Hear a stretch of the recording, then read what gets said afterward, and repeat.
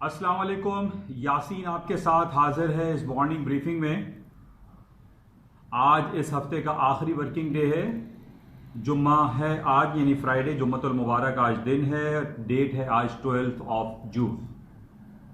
इस महीने का दूसरा हफ्ता ये ख़त्म हो रहा है और बड़ी इम्पॉर्टेंट मूवमेंट इस हफ्ते में हमने ये देखी। आज 5th डे है इस हफ्ते का और 4 दिनों तक जो मार्केटें ट्रेड हुई हैं वो भरपूर वॉल्यूम के साथ अमेरिका और पूरी दुनिया की स्टॉक मार्केटों में भरपूर वॉल्यूम रहा। 2 दिन कबल हमारे पास सबसे इंपॉर्टेंट इवेंट जो काफ़ी दिनों से मैं आपसे जिक्र करता रहा कि अमेरिका के सेंट्रल बैंक की रिपोर्ट आने वाली है, जिसको हम federal reserve committee, federal open market committee कहते हैं, FOMC, और वो अमेरिका में इंटरेस्ट रेट के हवाले से अनाउंसमेंट करता है। 2 दिन कबल इसकी रिपोर्ट आई रात को 11 बजे और अमेरिका ने अपना इंटरेस्ट रेट अनचेंज यानी 0.0 से लेके 0.25% पे अनचेंज रखा और कोई तब्दीली नहीं की। लेकिन इसकी तब्दीली के ना करने के बाद जो इनकी प्रेस कॉन्फ्रेंस, 2 दिन कबल की मैं बात कर रहा हूं, यानी परसों जो इनकी प्रेस कॉन्फ्रेंस हुई और उसमें जो फेडरल रिजर्व बैंक के चेयरमैन हैं मिस्टर जेरेमी पावल, उन्होंने ये बयान दे दिया कि जनाब एक गैर यकीनी सूरत हाल प्रिवेल कर रही है, मुस्तकबिल करीब में एक गैर यकीनी कैफियत रहेगी, अनसर्टेन फ्यूचर है, जिसकी वजह से कल हमने ये देखा कि अमेरिका की स्टॉक मार्केटों में कई महीनों कई सालों के बाद इतनी खतरनाक मूव, जिसको हम ब्लड बाथ कहते हैं, मार्केटें फॉल डाउन हो गई। अमेरिका की स्टॉक मार्केटें जो नेस्डैक, S&P, डाउ जोन्स, जिनकी लिमिट डाउन 7% पे इनका सर्किट ब्रेकर रूल होता है, उसमें कल हमने ये देखा कि डाउ जोन्स 7% डिक्लाइन कर गया, माइनस हो गया। मार्केट तकरीबन 2000 पॉइंट डाउ जोन्स की गिर गई, तकरीबन 200 पॉइंट S&P फॉल हो गई, 500 to 600 नेस्डैक डाउन हो गया। यानी एक भरपूर मार्केट में वॉल्यूम नजर आया, लेकिन वो फॉलिंग वॉल्यूम था। यानी मार्केट में जो शॉर्ट सेलिंग या सेलिंग कॉन्सेप्ट या सेलिंग ट्रेडिंग जो है वो ज्यादा देखने में आई और बहुत ज्यादा जो है वो डाउनफॉल मार्केट रही। अच्छा, इसकी बुनियादी वजह वही थी, जैसा कि मैं आपसे हमेशा जो भी इंपॉर्टेंट इवेंट होते हैं वो 3-4 दिन पहले से मैं बयान करना शुरू कर देता हूं कि जनाब FOMC का रिजल्ट आने वाला है या FOMC के मिनट्स आने वाले हैं या अमेरिका की जॉब की रिपोर्ट आने वाली है। ये 3-4 इतनी इंपॉर्टेंट रिपोर्ट्स होती हैं जिसकी वजह से मार्केट में बहुत ज्यादा एक हलचल मच जाती है। खास तौर पे अमेरिका की जॉब रिपोर्ट ले लीजिए, अमेरिका के FOMC की रिपोर्ट जो कि आफ्टर 45 डेज पर आती है, या इसके अलावा जो GDP की रिपोर्ट होती है जो कि 3 महीने के जो क्वार्टरली रिपोर्ट होती है उसकी ज्यादा अहमियत होती है। तो इस किस्म की जो रिपोर्ट्स हमारे पास आरियतें होती हैं, इसको हमें 3-4 दिन पहले से जहन में रख लेना चाहिए कि भाई ये फला रिपोर्ट आने वाली है, इस रिपोर्ट आने के बाद हम कोई अपने डिसीजन रूल्स लेंगे या हम कोई ट्रेड करेंगे, चाहे बाय करें या सेल करें, उसके हिसाब से उसके अकॉर्डिंगली हम कुछ डिसीजन लेंगे ट्रेड करने के लिए। कि जैसे कि मैं हमेशा आपसे कहता हूं, it's a very highly risky market है। इसमें प्रॉफिट अर्निंग करना, पैसे अर्न करना, it's not so easy work. और यही कुछ होता है, अक्सर लोग इसमें लॉस कर जाते हैं और अपने डिसीजन को फॉलो नहीं कर पाते। खास तौर पे मैं हमेशा तमाम लोगों को ये कहता हूं कि जब भी इस risky, highly risky financial market में ट्रेड करना शुरू करें तो आप अपने रिस्क एंड रिवॉर्ड रेशियो को जरूर कैलकुलेट करें कि आपको हर ट्रेड पे रिस्क कितना लेना है, लॉस कितना करना है और प्रॉफिट कितना गेन करना है। अक्सर हमने ये देखा है कि लोग लॉसेस में तो ह्यूज लॉसेस में बैठे हुए होते हैं, लेकिन जब प्रॉफिट अर्निंग आ रही होती है तो वो जल्दी क्विट कर जाते हैं, मार्केट से आउट हो जाते हैं। और वो इस कंपैरिजन में अगर हम देखें कि लॉस लोग कितना ले रहे हैं और प्रॉफिट कितना गेन कर रहे हैं, तो इसका हमें बहुत ज्यादा डिफरेंस हमें दिखाई देगा कि 80 to 20% इसका रेशो होगा कि 20% लोग या 30% लोग प्रॉफिट गेन करते हैं और 80-70% इसमें लॉस करते हैं। या आप ये कह लीजिए कि जब मार्केट फेवर में आ रही होती है तो वो प्रॉफिट जो है वो थोड़ा सा लेके निकल जाते हैं, लेकिन ह्यूज लॉसेस में वो बैठे रहते हैं इस उम्मीद पे कि मार्केट फेवर में आएगी या हमारी इक्विटी स्टॉप नहीं होगा या लॉस नहीं होगा। बहरहाल ये इट्स अ ट्रेडिंग रूल के हवाले से बहुत इंपॉर्टेंट है कि आप अपने रिस्क और रिवॉर्ड रेशो को कैलकुलेट करते हुए इस मार्केट में एंट्री लें, काम करें और अपने पोर्टफोलियो को मैनेज करें। तो बहरहाल कल हमने ये देखा कि बहुत ज्यादा मार्केटें गिर गई, 6 to 7% फॉल हो गई। और सिर्फ इस बयान पे कि जनाब एक अनसर्टेन फ्यूचर है और फेडरल रिजर्व बैंक जो एफओएमसी है या फेडरल रिजर्व बैंक जो है वो कोई भी कदम उठाने से पीछे नहीं हटेगा इकोनॉमी को बेहतर करने के लिए। अच्छा, अब ये दो बातें तो थी, इन दो बातों पे ये हुआ कि जनाब पहले तो ये जब रिजल्ट आया रात 11 बजे 2 दिन कबल, तो उसमें अमेरिका की स्टॉक मार्केटें ऊपर गई कि चलो भाई अनचेंज किया गया है और हालात बेहतर हैं, क्योंकि चेंज इज ऑलवेज नेगेटिव ये कंसिडर किया जाता है। तो उस पर मार्केट में हमने देखा कि हाई बनाए, लेकिन जब ये कमेंट्स हमारे पास आए कि जनाब जर्मी पावल कहते हैं कि फ्यूचर बड़ा अनसर्टेन है और हम हर कदम उठाने के लिए तैयार हैं, इसके बाद मार्केट में बहुत ज्यादा भूचाल आई। 2 दिन कबल भी यानी एफओएमसी के रिजल्ट के बाद भी मार्केट डाउन हुई और कल भी हमने सारा दिन देखा कि मार्केट डाउन डाउन डाउन नीचे की तरफ आती चली गई और तकरीबन 7 to 6% मार्केट फॉल हो गई, डिक्लाइन हो गई। लेकिन कल रात में हमारे पास ट्वीट आना शुरू हो गई, जैसे कि पहले भी कई बार मैंने आपसे कहा कि जनाब ट्रम्प साहब बैठे हुए होते हैं और वो ट्वीट खेल रहे होते हैं। कल उन्होंने वही काम किया जो कि पिछले 4-6 महीने साल भर पहले वो जर्मी पावल को बहुत जदोकोप करते रहे, स्कोल्ड करते रहे और उनको डांट पिलाते रहे कि जनाब वो ऐसी बातें क्यों करते हैं, वो इंटरेस्ट रेट कट क्यों नहीं करते हैं। और कल उन्होंने ये कहा कि जनाब जर्मी पावल को ये बात कहने की क्या जरूरत थी कि जनाब अनसर्टेन फ्यूचर है या कोरोना वायरस का सेकंड वेव आने वाला है तो उस पर हालात बड़े गंभीर हो जाएंगे। स्टॉक मार्केट में ब्लड बाथ हो गया, मार्केट फॉल हो गई, 7% गिर गई। तो ट्रम्प साहब ने कल फिर वही उनको डांट डपट करना शुरू कर दिया। और अब इस पॉइंट को देखिए, मैं हमेशा आपसे ये कहता हूं कि इनके जो बड़े बड़े जो लोग होते हैं, जो मार्केट मूवर्स होते हैं, इनके कमेंट्स को आप चेक करें। अब कल रात लेट नाइट जनाब ट्रम्प साहब ने जब ये कह दिया कि जनाब ये जर्मी पावल साहब को इस तरीके से बयान नहीं देना चाहिए था, इस बात पे ये हमें इशारा मिल रहा है। देखिए, मैं आपको हमेशा ये कह रहा हूं, ये इशारे होते हैं, ये हमें इशारा मिल रहा है कि अमेरिका के फेडरल रिजर्व बैंक अब अमेरिका का इंटरेस्ट रेट कभी भी दोबारा काट सकता है। जिस तरीके से स्टॉक मार्केटों में कल जो ब्लड बात हुआ, मार्केट क्रैश कर गई, गिर गई, 7% फॉल हो गई, इन बेसिस पे अमेरिका की इकोनॉमी को बहाल करने के लिए, ऊपर की तरफ लाने के लिए और एक इंटरनेशनल मार्केट में अमेरिका की स्टॉक मार्केट का कॉन्फिडेंस बहाल करने के लिए अमेरिका क्वांटिटेटिव ईजिंग दे सकता है, स्टॉक मार्केट को ऊपर लाने के लिए इंटरेस्ट रेट को भी काट सकता है। ये बात बड़ी इंपॉर्टेंट है। पहले तो 2 दिन कबल जर्मी पावल साहब ने ये कह दिया कि हम इकोनॉमी को बेहतर करने के लिए हर कदम, हर स्टेप उठाने के लिए तैयार हैं। अब उसके पीछे से सपोर्ट कौन कर रहे हैं? ट्रम्प साहब। ट्रम्प साहब ने कह दिया कि जनाब ये इनको ऐसा बयान नहीं देना चाहिए और कल ब्लड बात हो गया। अब मार्केट को सहारा देने के लिए, मार्केट को उठाने के लिए अमेरिका इंटरेस्ट रेट काट सकता है। जरूरी नहीं है कि एफओएमसी की 45 डेज के बाद ही अमेरिका इंटरेस्ट रेट काटे। अमेरिका किसी भी वक्त इंटरेस्ट रेट काट सकता है, किसी भी वक्त भी क्वांटिटेटिव ईजिंग दे सकता है, किसी भी वक्त वो स्टिमुलस पैकेज अनाउंस कर सकता है, तो स्टॉक मार्केट दोबारा ऊपर आ जाएंगी।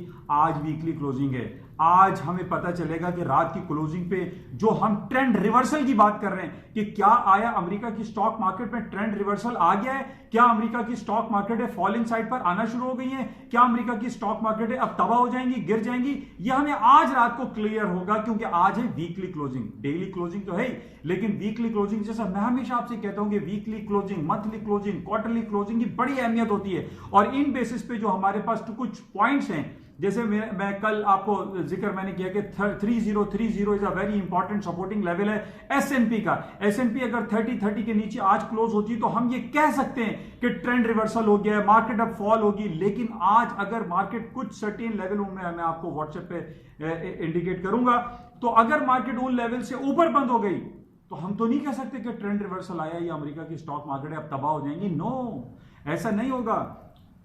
तो कल तो हमने सारा दिन ये देखा कि जिन लोगों ने सेलिंग से चांस लिया वो पैसे कमाते रहे। लेकिन अब आज हमें बड़े कॉशियसली, बड़े तैयार रहना पड़ेगा कि क्या हमें वो सर्टेन लेवल से नीचे मार्केट बंद हो रही है, क्या ट्रेंड रिवर्सल क्रिएट हो रहा है, तो ये हम देखेंगे। उसको मैं इंशाल्लाह आपको लेट नाइट या व्हाट्सएप पे आपको मैं इंफॉर्म करूंगा।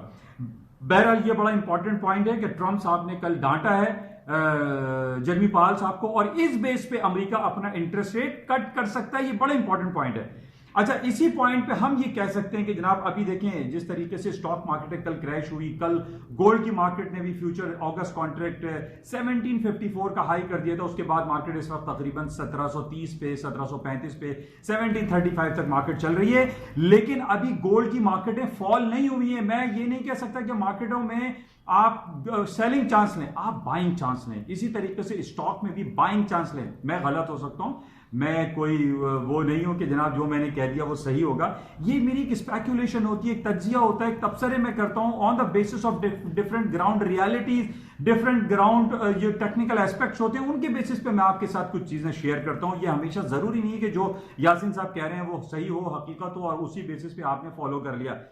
आप सिर्फ मेरी बातों को अप्लाई विद सर्टेन स्टॉप्स के साथ कर सकते हैं। बहरहाल इसमें डिस्क्लेमर ऑलवेज इज देयर कि जनाब कोई भी शख्स इस पूरी दुनिया में, चाहे वो मैरिल लिंच हो, S&P हो, वैल्यू लाइन हो, जो भी पूरी दुनिया के जो बड़े बड़े ब्रोकरेज हाउसेस हैं जो तज्जिया कार बैठे हुए हैं, वो सिर्फ स्पेकुलेट कर सकते हैं, अपने तज्जिए और अपने एक्सपीरियंस को शेयर कर सकते हैं। वो डायरेक्टली ये नहीं कह सकते कि जनाब यहाँ से बाय हो रही है, यहाँ से सेल हो रही है। With certain stop, with certain risk reward ratio के तौर पे आप काम कर सकते हैं। तो बहरहाल ये बड़ा इंपॉर्टेंट पॉइंट है कि ट्रंप साहब ने जब कल डांटा है तो अमेरिका इंटरेस्ट रेट काट सकता है किसी भी वक्त।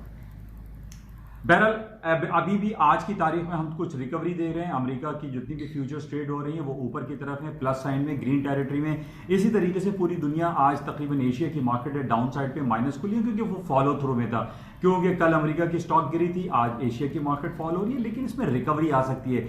आप सिर्फ इस पॉइंट पे कि जनाब जर्मी पाल साहब ने ये कह दिया कि जनाब वो हालात फ्यूचर के सही नहीं है, तो पूरी स्टॉक मार्केट एक क्रैश थोड़ी हो सकती है, पूरी अमेरिका तबाह थोड़ी हो सकता है। ये सारी अगर मगर में बात होती है, लेकिन हमें ग्राउंड रियलिटीज को फैक्ट में चेक रखना चाहिए। 2 दिन कबल हमने देखा टेस्ला जो कि इलेक्ट्रिक गाड़ियां बनाता है, उसके शेयर $350 से दोबारा $1000 से ऊपर निकल गए। एप्पल के शेयर्स ऊपर चले गए, माइक्रोसॉफ्ट, ये कितनी टेक कंपनीज हैं उनके शेयर्स ऊपर की तरफ चले गए। तो हम ये नहीं कह सकते कि इस एक बयान पे, ट्रंप साहब के जर्मी पाल के बयान पे पूरी दुनिया और पूरी अमेरिका की स्टॉक मार्केट है तबाह हो जाएंगी। इनको सहारा देने के लिए ट्रंप साहब काफी है, उनकी ट्वीट चल जाती है, काम हो जाता है। अच्छा, बहरहाल 2 दिन पहले मैंने आपसे जो बयान दिया था, अमेरिका की स्टॉक मार्केट जब ऊपर जा रही थी तो एक आइटम है जिसको येलो मेटल, हम कॉपर को जानते हैं, कॉपर भी बड़े हाईएस्ट लेवल पे चला गया था, 2.70 तक चला गया था पर पाउंड के। कल आज हमने देखा स्टॉक मार्केट के साथ कॉपर की मार्केटें भी डाउन हो गई हैं।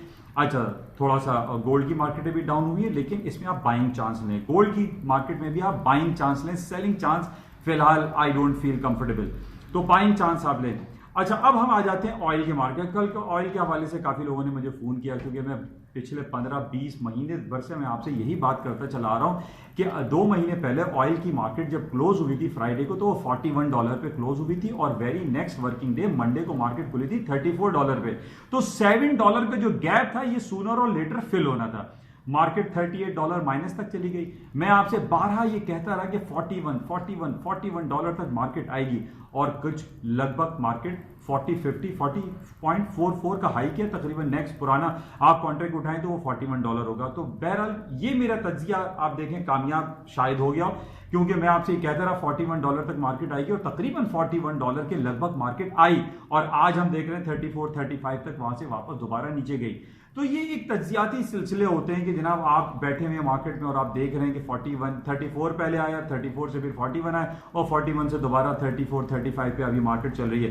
तो ये बड़ा इंपॉर्टेंट होता है कि आप एनालाइज करते रहते हैं चीजों को, मार्केट को, कि क्या हो सकता है और किन के कमेंट्स पे क्या कुछ हो सकता है। तो बहरहाल ये कल ट्रंप साहब का जो कमेंट था कि जनाब वो कुछ भी हो सकता है और उन्होंने जो डांटा इस बेस पे अमेरिका कोई ना कोई स्टेप ले लेगा और स्टॉक मार्केटें दोबारा से रिकवर हो जाएंगी। और टेक्निकल बेस पे मैं इंशाल्लाह आपको व्हाट्सएप पे इंफॉर्म करूंगा।